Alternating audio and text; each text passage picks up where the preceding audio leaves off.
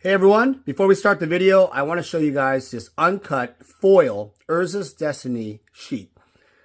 A German uncut sheet, but what makes this really special is you see it right here, a textless Gaia's Cradle foil. Not just a foil Judge promo, but a foil Gaia's Cradle textless. And a cool little mana symbol there. You got Karn there, you got other awesome pieces on the bottom here, and you got Lightning Bolt. Pretty amazing. If you're looking for uncut sheets, if you're looking to sell, buy, trade, contact me, Daniel at vintagemagic.com. Call or text. The link is below. I look forward to doing some business and enjoy the video. Vintage Magic. Game, collect, invest. For more information about our consulting and professional services, visit vintagemagic.com.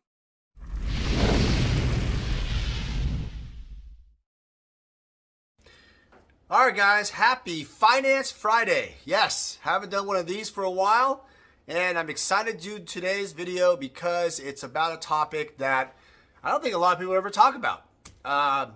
It's really about old school magic and the state of old school magic, and also Alpha 40. That's a format that's played with all alpha cards. And old school magic, specifically using 4 strip mines or 1 strip mine, depending on which format you're with. I know that there's other groups that, you know, in France or parts of USA that have different variations. You might use 4 Shahrazad's. Look that card up. Arabian Nights, great card. Fun card to play with.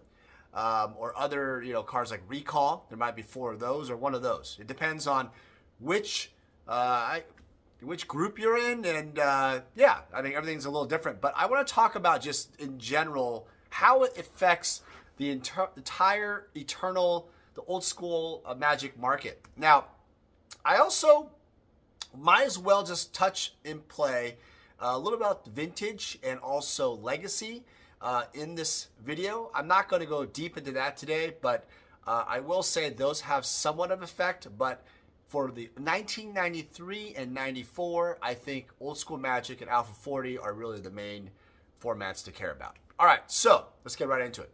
All right, first off, by the way, side note, if you guys are going to Vegas, MagicCon in October, I'll be there from the 24th to 28th. If you want to do a meetup, you want to discuss magic finance, you want to play some old school magic, let's do it. All right, so hit me up. Link is below. My information. You can hit me up anytime you want, and we could do a deal, whatever you want. You know, I'm excited to meet you guys. Let's hang out. All right, old school magic. What is old school magic? Well, to a lot of people, it's considered vintage, but it's not what we call contemporary vintage today. Vintage today is all the cards in Magic from alpha to now, basically. Actually, beta to now. All right, can you use alpha? You know what? I think you can use alpha. Yes, you can use alpha cards. I'm sorry. Yes, but it's not necessarily. Actually, no. If you play in a tournament, a sanctioned tournament, I believe they all have to be beta because the corners are more round for alpha. But basically, from vintage, as we know it, is pretty much 93 to all the way today. And also, there's a format called Legacy, which is pretty much everything. You know, of vintage minus the Power 9, Bazaar Baghdad, Mish's Workshop, and all these restricted card lists. And they're all on the Wizards website if you're interested in playing those formats. But what I'm referring to is 1993 and 94 is old school magic, is really something that, I don't know if you guys remember the history, brief history. I think it was over 10 years plus ago, easily, where there was a group of Swedes, and I don't remember all their names. I know one of them is Magnus. I don't know if Magnus, you know, is still in the scene anymore, but I know those guys still get together, and they had this tournament called NOOBCON, NOOBCON, and I actually had the honor to actually attend one of them, and it was NOOBCON 11, I believe, and also. That was, I think, 2019, right? And that was with me and Steve Menendian and Brian Weissman. And I think we had a video footage of kind of our travels. Link is below on that one. If you do go to my YouTube playlist, you can see a bunch of videos about that. Some crazy fun in that particular time. And that was right before COVID. So remember that. That was kind of interesting. Also, in that particular tournament, there was Alpha 40, which is basically consists of minimum 40 alpha cards, all alpha cards, where basically it was called the Wizards Tournament 2, the second one they ever had. And we basically created this deck called the Blue Vice. Yes, basically all blue cards and 2 black vices. And it pretty much 100% of the time was a turn 1 kill. If you were on the play, you're going to win every single time. You would have to get extremely unlucky, and we just tested that thing over and over again, and it never happened. So we always pretty much won. And Steve Menendian ended up winning the tournament with the Blue Vice for Wizards 2. And the deck was created by me, Brian Weissman, and Steve. And we played on multiple trains and hotels, and we just kind of tested it before the tournament. And it was just basically using Ancestral Recall, Black Lotus, Mock Sapphire, Time Twister, Time Walk, and Black Vice to recur your deck a million times and basically kill them and, you know, draw your cards. You're already at, you know, they have so many cards and they take all this damage in their upkeep. All right. So let's talk about finance, okay? Because this is why the video, this is called Finance Fridays. For those of you who don't know what this is every Friday generally. I try to do these where I will talk mostly about financial topics. So it's a pretty popular series, done over about 100 of these already. So that's why, you know, it's been around for so long, people like it. So financially, why did old school cards go up in the first place? Well, old school Magic. So this really, you know, like back in when they first were creating this format, or not creating the format, but getting it more popularized, I would say. And it finally spread to the United States more and more, right? You know, it's not like 93, 94 was not something people played. It was something that was, it wasn't forgotten, but in a way it was forgotten, you know, to a lot of people, right? And it was reignited. The fire was reignited to play it. And that produced a massive boom in the collectability, the buying, the decks and everything of the format. So there was a huge boom for cards like, you know, we'll just name a bunch. Let's Recall. Mishra's Factory, which is really just used in some formats here and there, but yeah, Ivory Tower, Juggernauts, Land War Elves, Ice Storms, Stone Rain, you know, black decks. You have Jazam Djinn, Shivan Dragon. You know where I'm going with this. Wrath of God. All these cards that were just incredible cards that we all grew up with back in my era when I first started, are now finally used again. The Swedish European, you know, type of format, they did not allow the revised or I believe collector's edition, international edition cards. So that was a unique thing. That means that the CE, ICE, international edition cards and revised did not really grow in value up until especially when the old school Magic grew in the United States. So there's also growth in 4th edition, stuff like that.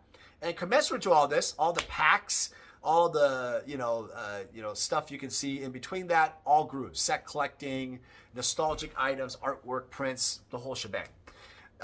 Fast forward today, 2024, you have still a massive following in the collectability market of it, but the gaming market itself, the gaming is not as strong, I would say, as before.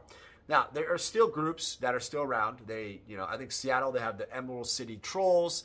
They have a group, the Beasts of the Bay, in the area, on the West Coast, California side. You have, I think the Northern Paladins in the Minnesota. I'm obviously missing a lot of different ones out here. They even have their own different cons, like Gen Con, but you have Lobster Con, like in the East Coast. And you have other ones that they've founded too. Like there's a one called WinCon now in Genoa, Italy, right? That is held annually. So these different formats or tournaments have produced incredible amount of financial gain for resellers and collectors all over the world.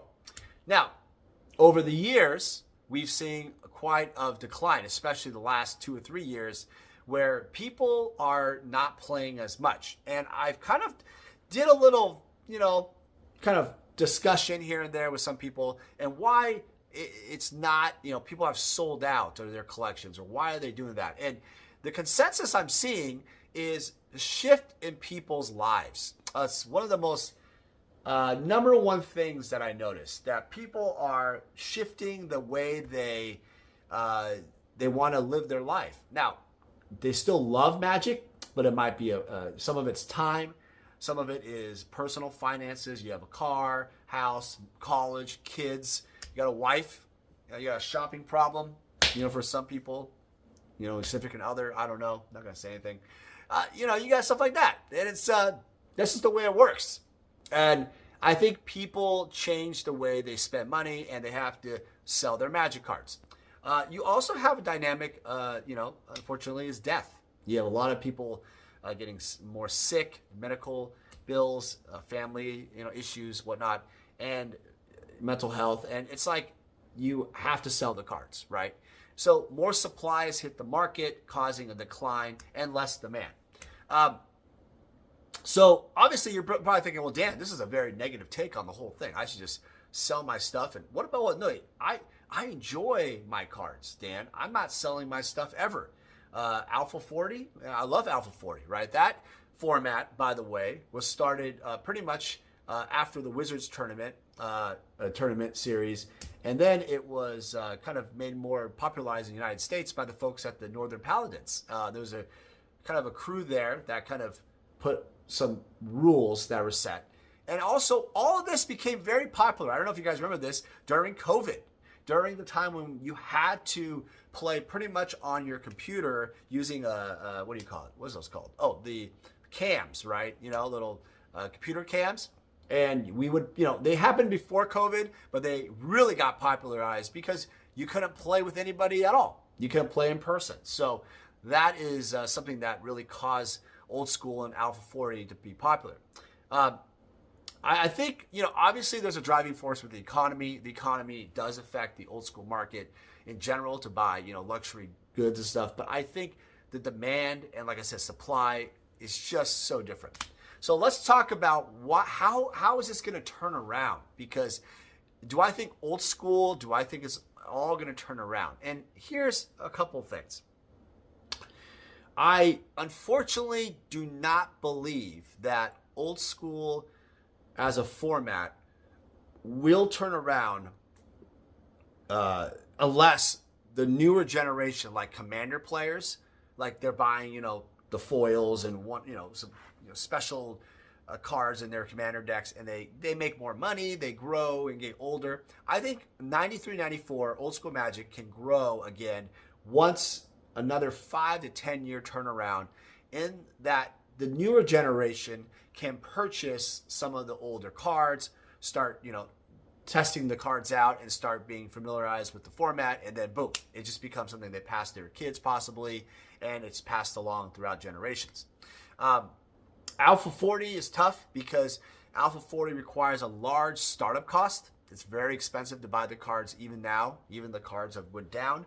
So I think that that's going to be still probably 10 to 20 years even, like the newer generation. Talk about not people like me who are 44. Talk about people that are 20s who finally become later 20s and 30s and et cetera, right? So it's going to be 10 to 20 years, right? Where they start making more money and they are able to invest in some of the older Magic cards, the historical cards they were not able to afford, maybe an Alpha Lotus, a Beta Lotus, Unlimited Lotus, etc., and then all the other cards in Old School.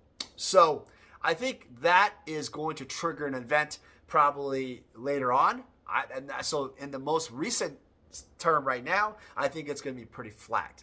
I could see maybe a little bit decline even for the rest of the year because people want to raise cash. But there will be an inflection point. I do believe that at a certain point, the cards will bounce back because collectibles have this interesting thing where they decline, but then there's this sudden movement to get back into things of collectability. It's a great diversification for assets, for your normal jobs, stuff like that. And you can play with them, which is great. That's exciting also. All right, so yeah, that kind of concludes today's video. I want to just bring the discussion. I want to hear from you guys in the comments. How do you guys feel about old school Magic? Or do you guys like the direction it's going? How about Alpha 40? Do you play it? What do you think about it? Please comment below. I love hearing your comments. It's probably the best part of the video making. And I hope you guys have a great weekend. And we'll talk to you guys soon in the next Finance Friday. Take care, guys. Hey guys, it's me, Daniel with VintageMagic.com. I'm here to share with you more about our deck and set collector fulfillment service. The deck fulfillment service caters to the player. And what that basically means is if you are a player looking to fulfill your old school Magic deck, certain Power 9 or key pieces in your Vintage deck, or dual lands in your Legacy deck, we have the inventory and the resources to help you fulfill your needs. Next, we have the set collector fulfillment service. This really caters more towards the collector. Oftentimes I've been asked, hey Dan, can you help me find this specific graded card for this set? Or Dan, can you find me these 20 cards left in my beta set? It doesn't matter what you're looking for, even if it's like every single Sarah Angel possible out there, I can help you out. My resources and extensive network in Magic the Gathering, I was able to help thousands of clients all over the world fulfill their needs. I've made it my mission at VintageMagic.com to be your one-stop shop for all your collector needs. For any significant item or collection, we're able to travel anywhere in the world to meet you. The reason why my clients love this service because it saves you time. What happens is collectors and players often search all over online or vendors and they never find exactly what they're looking for. By going to us, we are the only one-stop shop who can help you with your needs. Using our service gets you exactly what you want and saves you time and money. Vintage Magic. Game, collect, invest. For more information about our consulting and professional services, visit vintagemagic.com.